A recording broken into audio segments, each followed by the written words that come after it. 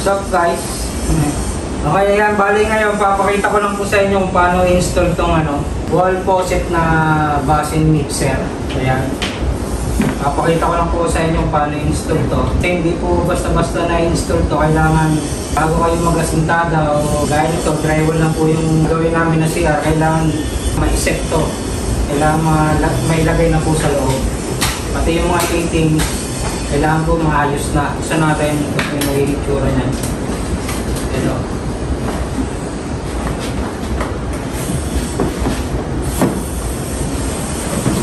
Ito po siya, oh. Yan, hot and cold na po yan.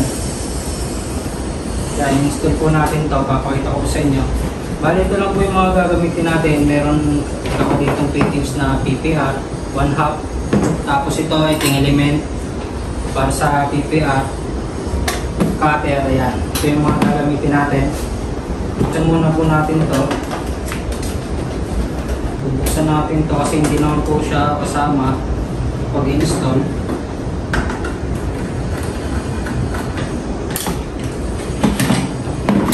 Buksan natin ito.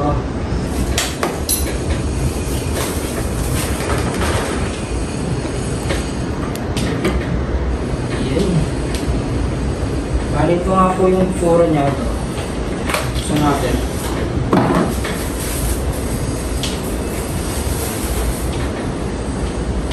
Ayan. Ito yung magiging tsura niya. Okay, yan. Ngayon, install na po natin ito. Ito muna po yung lalagay natin. Dahil nga drywall po yung banyo namin na nire-repair. Ito, gumawa na po ako ng pampatibay niya para sa pagtutornilyuhan. Ito po yung lalagay ko doon. Bali, dito ko po pala ilalagay yan. Dito ko po ilalagay.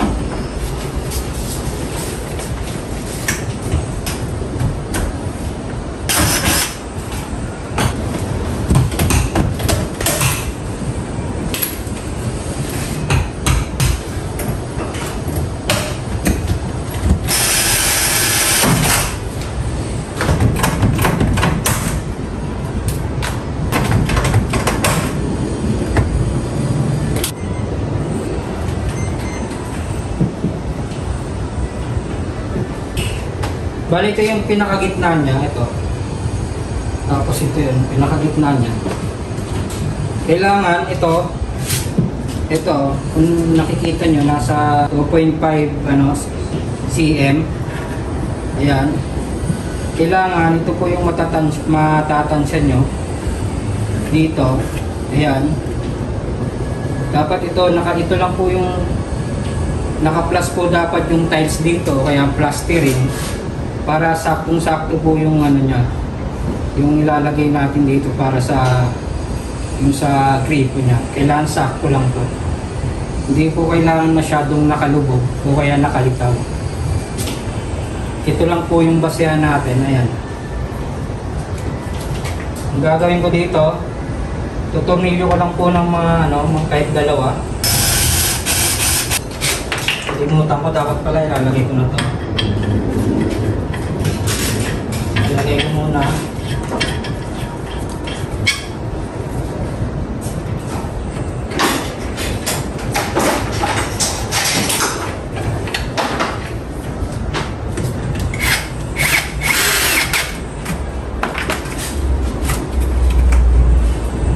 Bali, ganyan po yung itsura niyan.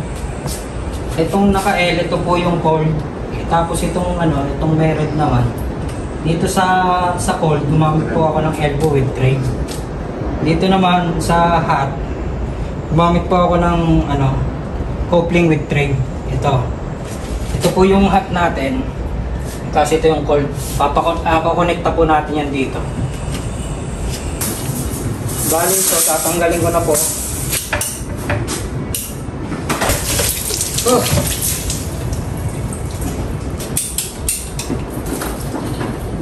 Okay. Lalagay tayo ng coupling dito.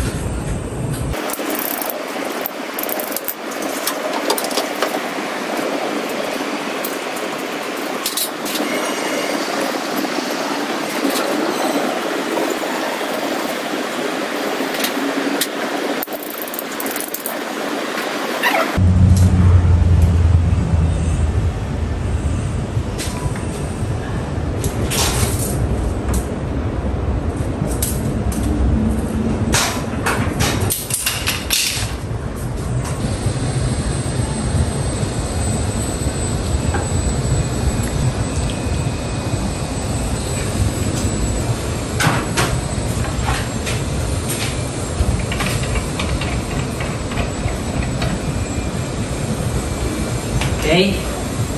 Ngayon, dahil nasukatan ko na po yung fittings, yan, tatanggalin ko po ulit siya. Tatanggalin ko po ulit.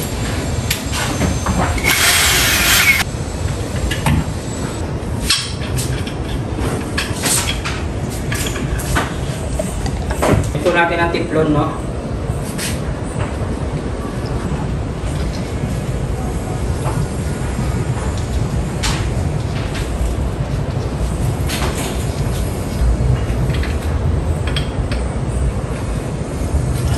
Siguraduhin na natin yung tiplon kasi kapag na mainit na po yan, nadugtong na po, mahirapan na po tayo mag-repair niya.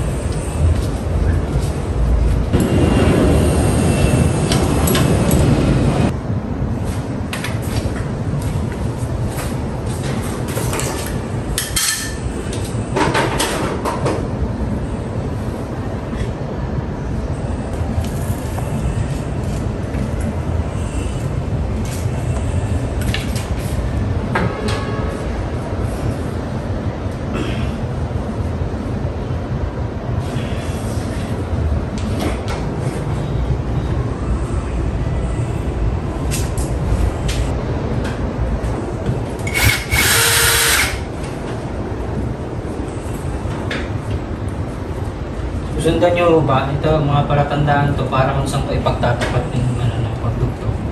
Ayan mga group na yan.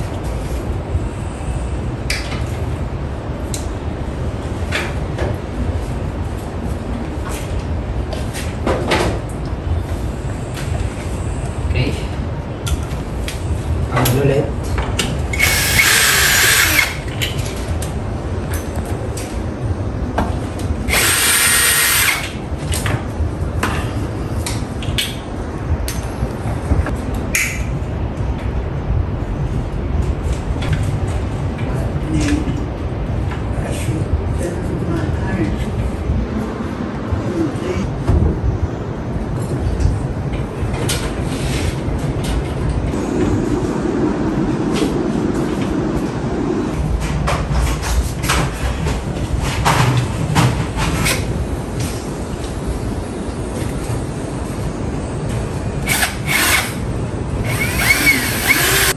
Okay, yan. Tapos ang gagawin po natin dito, ang pinaka-importante po dito, testing natin. Testing natin to, no? Kahit hindi tayo magmadali, testing lang natin kahit ilang oras. Mas maganda nga kahit isang araw po. Para malaman natin kung magkakaproblema o hindi. Kaya ang gagawin natin, testing na muna natin yan. Sige. Okay, ngayon bali testing natin, no? Bali yung hot nito hindi pa mate-testing kasi wala pa po yung supply. Gagawin ko, kuha na lang po ako ng pagko-connect ako dito. Gahanap lang po ako ng doon, ng flexible hose doon. Ang testing ko lang muna po ay cold. O kaya titignan natin kung may leak. Ayan. Bukas na. Wait. Ayan, bubuksan natin yung cord yung cord niya ito dito sa sa kanan. Gagawin natin kanan. Angat na Ayan yung cord Gumagana na. Ayan. Ay. Ayan yung cord Patay. Yung hot. Wala pa yung hot. The next day. Bali kung napapansin nyo, itong shower namin, ayan. Yung shower namin, hindi pala sa amin. Itong shower na ginagawa namin. Ito, yung cold, may supply na po yan. Mapapansin nyo, ayan. Yung hot, wala pong supply. Wala pong supply yung hot na yan. Ito. Ngayon, lalagyan po natin ng supply para itong basing mixer na kinabit ko para matesting po natin. Tsaka matesting na rin po kung may leak tong pipe niya, ng hot. Ngayon, naglagay na po ako ng valve dito. Ganito po yung mangyayari niyan. Ito po yung main supply ng cold. Ito po yung valve. Meron na po yan, maglalagay dito. Tapos dito sa hot, maglalagay din tayo ng valve. Ayan. Maglalagay din po tayo dyan. Tapos, Ito, buti may nakita akong shower hose. Ayan, pwede rin to. Itong flexible hose na to. Ganito lang po mangyayari yan. Dahil wala po nga tayong water heater. Kapag may water heater na po tayo, dalawa lang po paglalagay ng supply nun. Ay dalawa lang po yung paglalagay ng hose nun. Meron isang in, tsaka out. Itong sa main supply, kunwari, ito yung main supply. Tapos, ito yung nilalagay natin sa in sa water heater. Ngayon, sa water heater, may out po. May out. Dito naman natin ilalagay yon.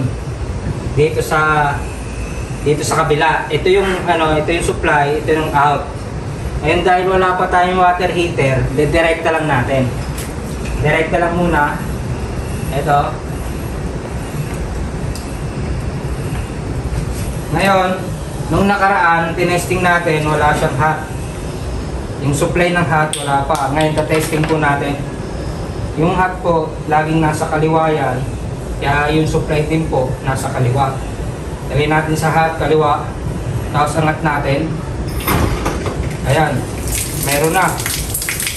Ayan o. Meron na po siya. Baba natin. Ngayon, testing natin dito.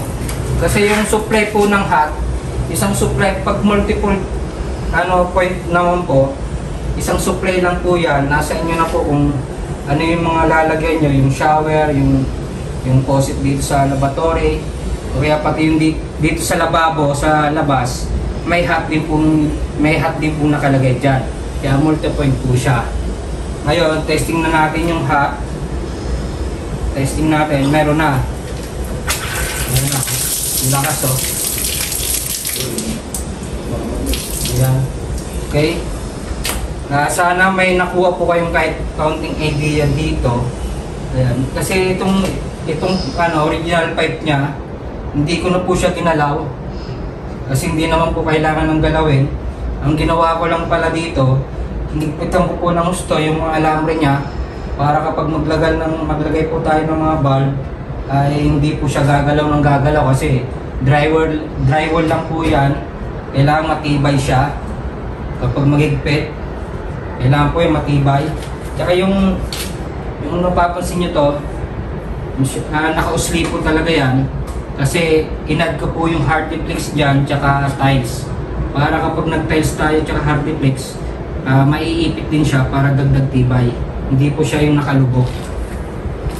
Kagaya nito, ganun rin po yan. Kailangan matibay. Ngayon, ito yung pinaka-importante dito. Matesting ko yung hot na supply na nagtugtong ako dito. Ibig sabihin, itong maayos naman po yung pagkakakapit, walang leak. Ayan, ito yung maganda dito, walang leak. Kasi mahirap na po i-repair to, lalo kapag may takip na, mahirap na po yun i-repair. Yun. Okay, ayan. Okay, ang kagandahan dito sa sa brand na to, hindi ko na lang sasabihin kung anong brand. Kagandahan dito, kasi na yung screw.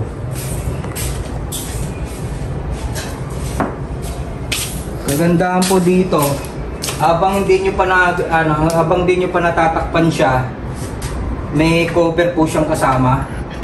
Ayan, may cover po siyang kasama. Para kapag di pa nyo tatakpan, hindi po siya magagasgas kasi napaka-importante po itong parting to. Ayan, kailangan hindi po siya magasgas kasi papangit na po siya. Mamahalin po kasi itong faucet na to. Ito po yung maganda dyan, yung pinakatakip niya may may level na. Ayan may level na po siya. Kaya kapag nilagay nyo to, malalaman nyo kung nakalibel to, hindi.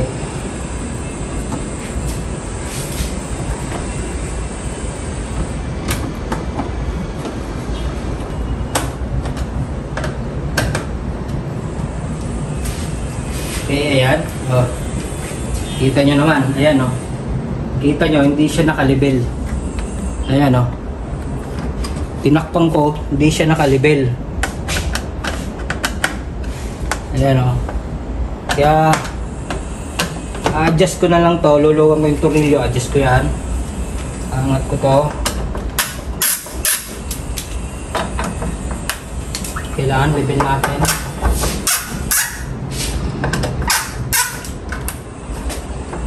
konting anat lang. Ayan o, naka-level na. Saka natin ipitan.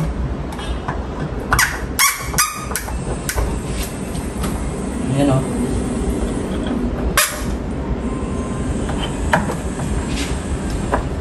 Ayan o. Okay.